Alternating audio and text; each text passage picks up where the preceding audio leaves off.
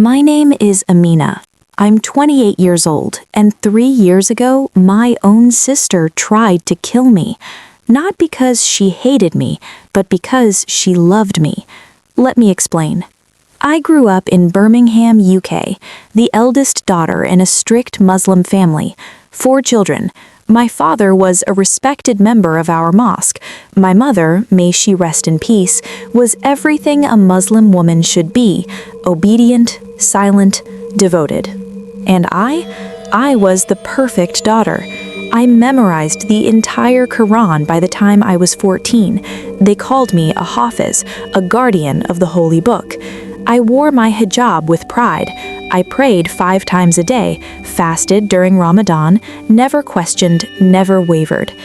I was engaged to Ahmed, the son of Imam Khalid, one of the most influential religious leaders in our community.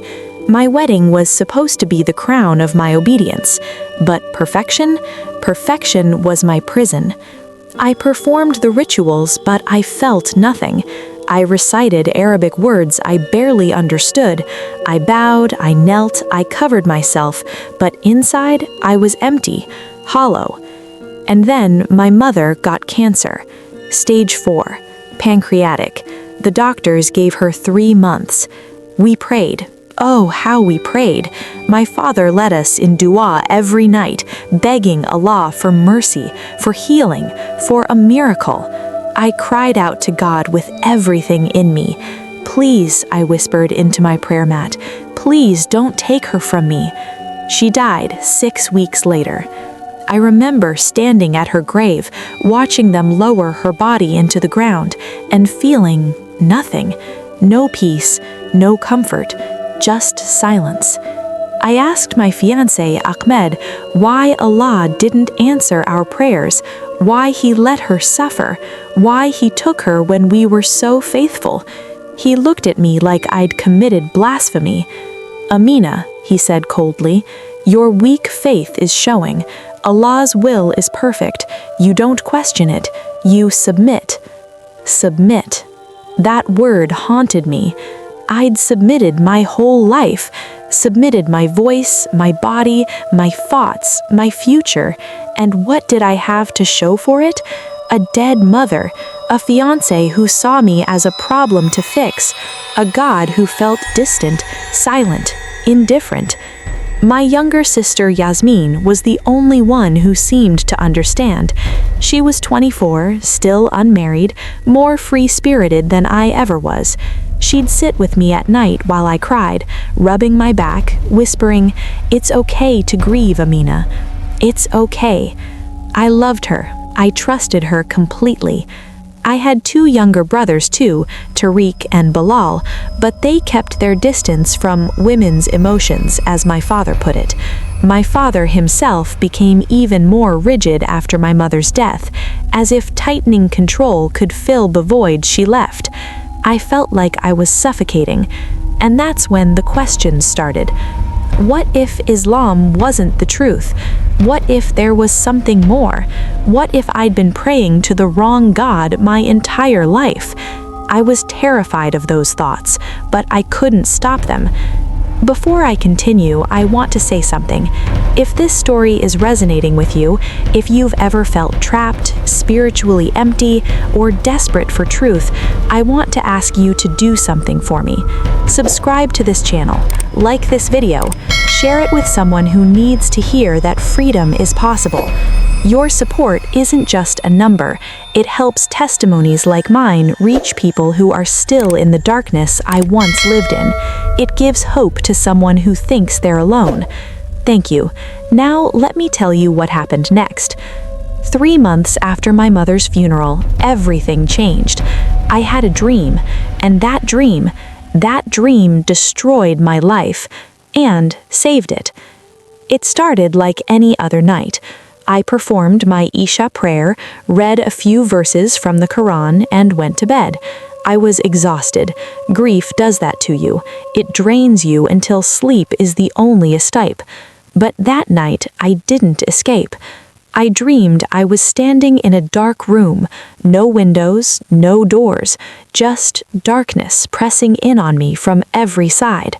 I felt trapped. I couldn't breathe. And then light. Blinding, warm, overwhelming light pouring in from above. I looked up, and there he was, a man, dressed in white so bright it hurt to look at him, but I couldn't look away. His face was kind, gentle, but his eyes saw everything, every lie I'd ever told, every doubt I'd ever hidden, every desperate prayer I'd whispered into the void. He stretched out his hands toward me, and I saw the wounds. Holes in his palms, torn flesh, dried blood. He spoke. His voice wasn't loud, but it filled the entire room, filled my chest, filled my soul. Amina, I am the way, the truth, and the life. I died so you could truly live. I woke up gasping, drenched in sweat, my heart pounding so hard I thought it would explode. I sat there in the dark, trembling. Who was that? I knew, somewhere deep inside, I knew, but I didn't want to admit it, because if I admitted it, everything would fall apart. I'd been taught my whole life that Jesus was just a prophet, a good man, yes, but not God, not the Savior. Isa, as we called him in Islam, was human. He didn't die on a cross, he didn't resurrect, he didn't save anyone. But those hands, those wounded hands, I couldn't stop thinking about them. For weeks, I tried to push the dream away. I prayed harder, I read the Quran more. I told myself it was just grief, just my mind playing tricks on me. But the dream came back, again and again. Each time the same man, the same words. I died so you could truly live. Finally, I broke. I grabbed my phone, locked my bedroom door, and typed into Google, "Who is Jesus?" I found a Bible app. I'd never touched a Bible in my life. We were taught it was corrupted, unreliable, changed by men. But I downloaded it anyway. I started reading the Gospel of John. In the beginning was the Word, and the Word was with God, and the Word was God. I didn't understand it, but I kept reading. For God so loved the world that he gave his one and only Son, that whoever believes in him shall not perish, but have eternal life. I stopped. Read it again. For God so loved the world. God loved the world? Allah in Islam was transcendent, distant, unknowable. We didn't talk about his love. We talked about his justice, his wrath, his rules. But this was different. This God loved. This God gave. I started reading every night, in secret, heart racing every time I heard footsteps in the hallway. I watched sermons on YouTube with my earbuds in, volume low, screen brightness down. I learned about grace, about mercy, about a God who didn't demand perfection but offered forgiveness freely. I learned that Jesus wasn't just a prophet. He was God in flesh. He came to earth, lived a sinless life, died on a cross for my sins, and rose again 3 days later. And if that was true, then everything I'd been taught was a lie. I began praying to Jesus, quietly, secretly. Jesus, I'd whisper, if you're real, if you really died for me, I need you to show me. I need to know this is true. For 2 months, I lived a double life. Muslim on the outside, Christian on the inside. I knew I couldn't keep it up forever, but I didn't know how to tell anyone. Especially Ahmed, my fiancé, who was already planning our wedding, already deciding what kind of wife I'd be, already controlling every piece of my future. And then, one night, Yasmin walked into my room. I didn't hear her come in. I was reading the Bible on my phone. She saw the screen, and everything changed. I froze. The phone screen glowed in the dark room. John 14:6. I am the way and the truth and the life. No one comes to the Father except through me. Yasmin stood in the doorway, eyes wide, hand still on the doorknob. For a moment, neither of us moved. Then she stepped inside and quietly closed the door behind her. My heart was racing. I waited for her to scream, to call for my father, to expose me. Instead, she whispered, "Amina, what are you doing?" I couldn't speak, couldn't breathe. She crossed the room and sat on the edge of my bed, staring at the phone in my hands. "Is that the Bible?" I nodded, barely. She looked at me, really looked at me, and I saw something I didn't expect. Not anger, concern. "Amina," she said softly, "this is dangerous. If anyone finds out—" "I know," I cut her off, my voice shaking. "I know, Yasmin, but I can't help it. I had a dream about Jesus, and I've been reading, and it's like everything finally makes sense." I expected her to argue, to quote the Quran at me, to remind me of the punishment for apostasy, but she didn't. She just sat there, quiet, processing. "What did the dream say?" she finally asked.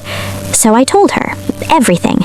The man in white, the wounded hands, the words, "I died so you could truly live." I told her about the emptiness I'd felt my whole life, about how Islam felt like a cage, about how Jesus offered something different, not rules, but relationship, not fear, but love. Yasmin listened. She didn't interrupt, she didn't judge, and when I finished, she sighed and said, "I won't tell anyone." I almost cried with relief.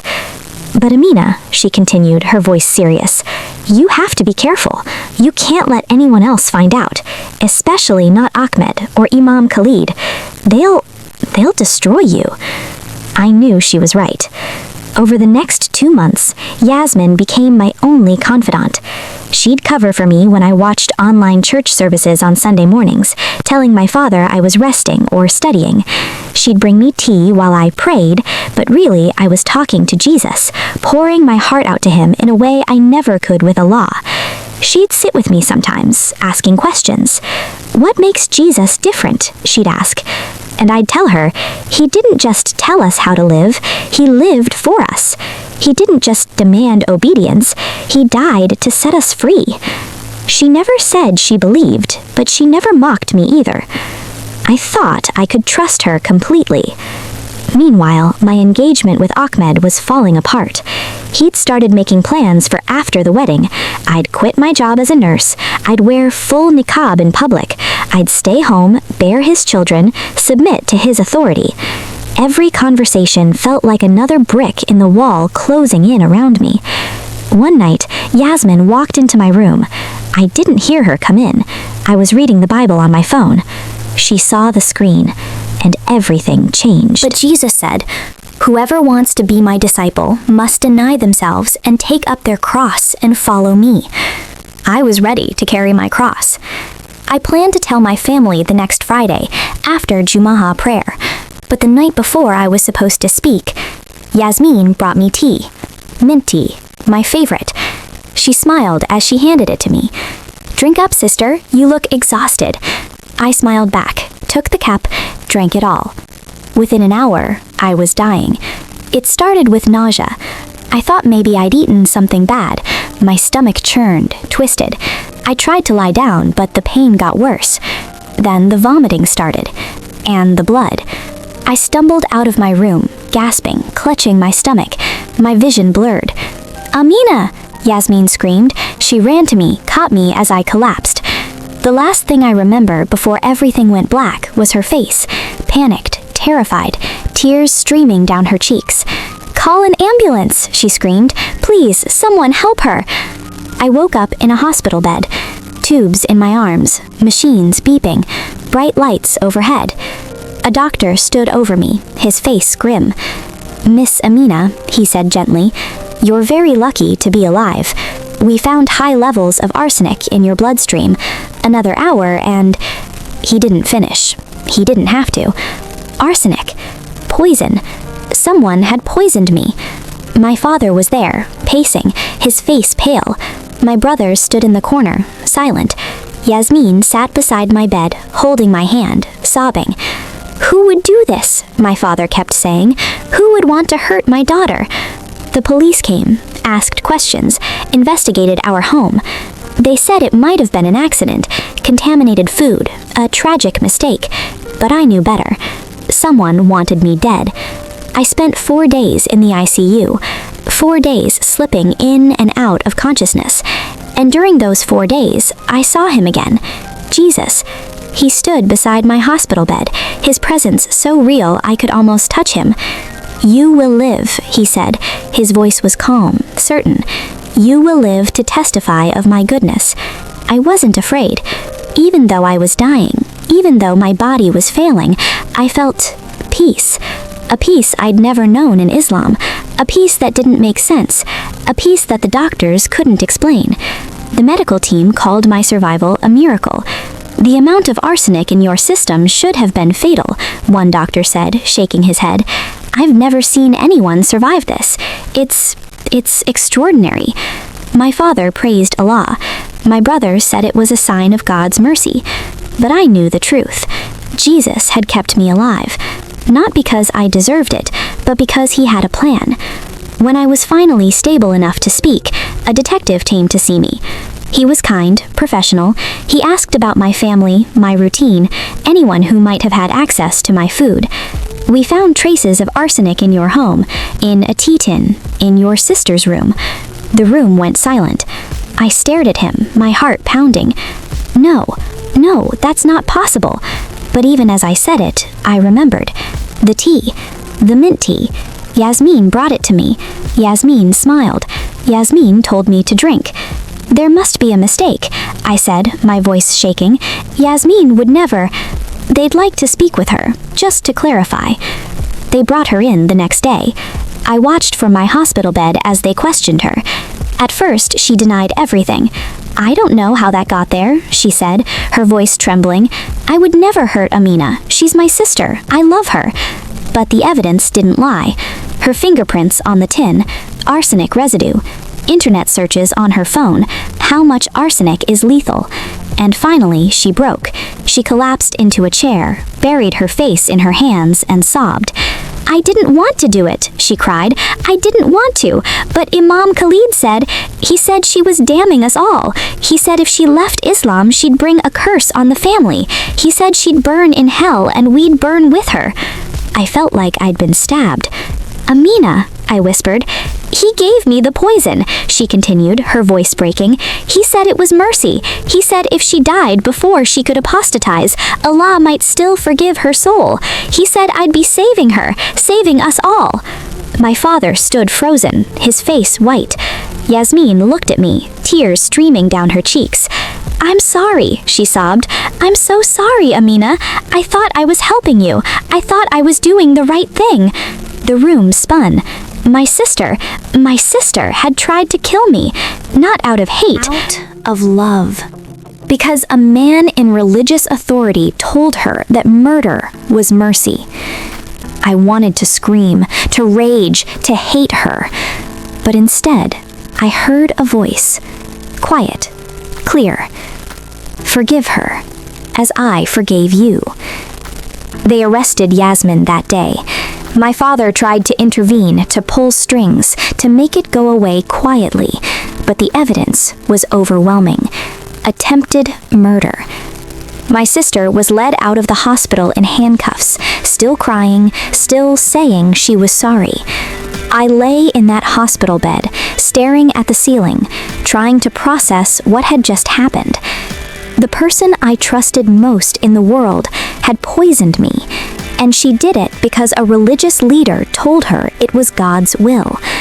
Imam Khalid, Ahmed's father, the man my father respected, the man our community revered. He had manipulated my sister, weaponized her love for me, and turned her into a murderer. And for what? To protect his son's reputation? To silence a girl who dared to question? To stop the disease of apostasy from spreading? The news spread through our community like wildfire. Whispers, gossip, shame. Some people blamed Yasmin, others blamed me.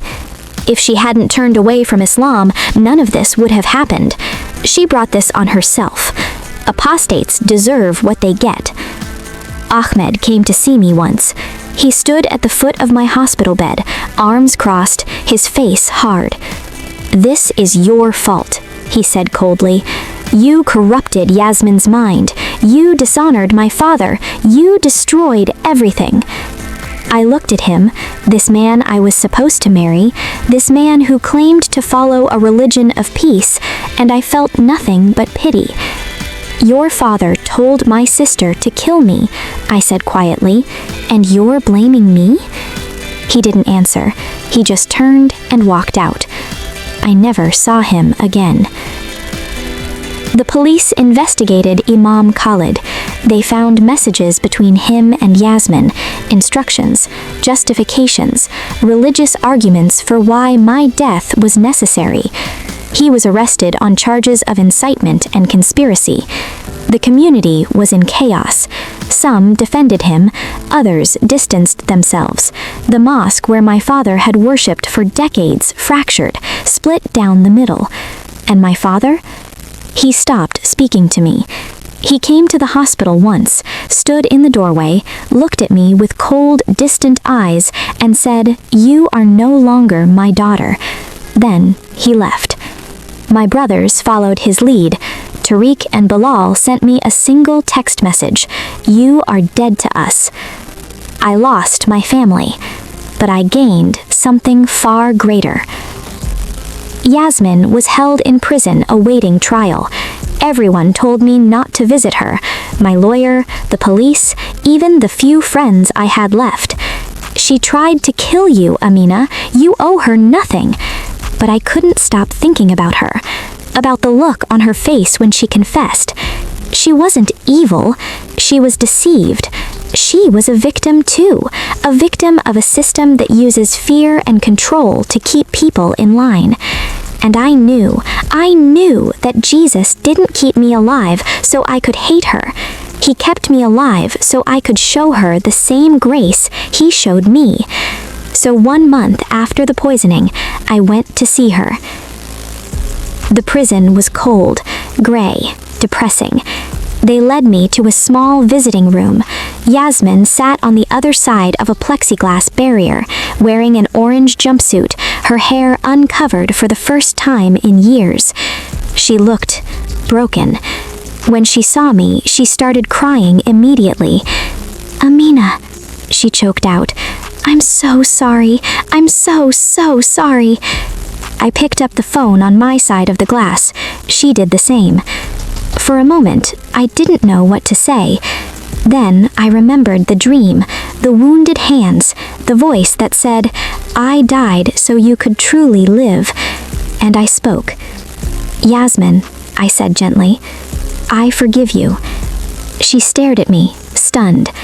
"I forgive you," I repeated, "not because you deserve it, but because Jesus forgave me, and if he can forgive me, someone who rejected him, who lived in darkness, who was dead in my sins, then I can forgive you."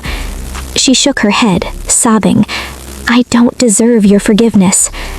None of us do. That's the whole point. I spent the next hour telling her everything. About the dreams, about reading the Bible, about discovering that Jesus wasn't just a prophet, but the Son of God. I told her that Jesus died on a cross not because he was weak, but because he loved us, that he took the punishment we deserved so we could be free. "Yasmin," I said, looking into her eyes, "Jesus didn't keep me alive so I could hate you. He kept me alive for this moment, so I could tell you that you're not beyond redemption. No one is." I told her about grace, about mercy, about a God who doesn't demand perfection but offers love freely. And right there, in that prison visiting room, with tears streaming down both our faces, my sister surrendered her life to Jesus Christ. She prayed with me, messy, broken, desperate prayers. "Jesus, I don't deserve your forgiveness, but if you'll have me, I'm yours." And in that moment, I saw it. The same light I saw in my dream. The light of Jesus, shining on my sister.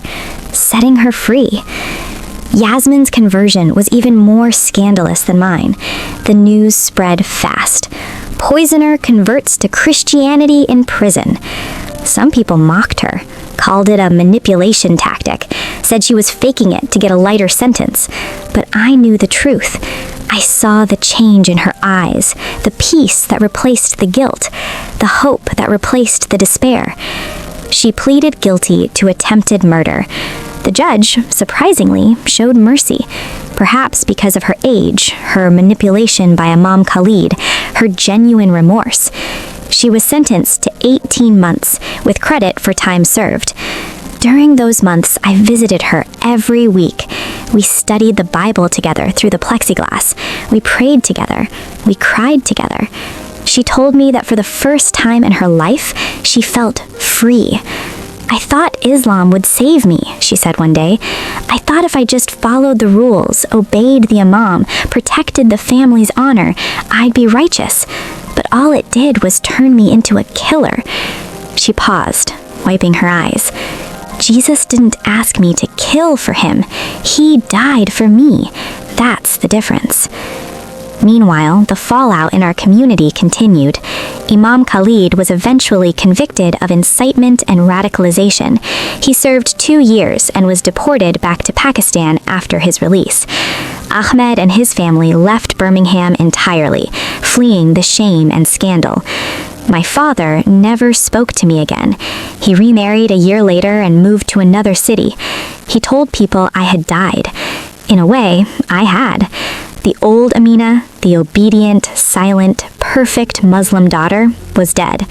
And in her place, a new creation, someone who had been bought with a price, someone who belonged to Jesus. Yasmin was released after 18 months. She came out with nothing. No family, no home, no community. But she had Jesus. And she had me. We moved in together, far from Birmingham, far from our old lives. We changed our names, started fresh. We found a small church that welcomed us with open arms. They didn't care about our past.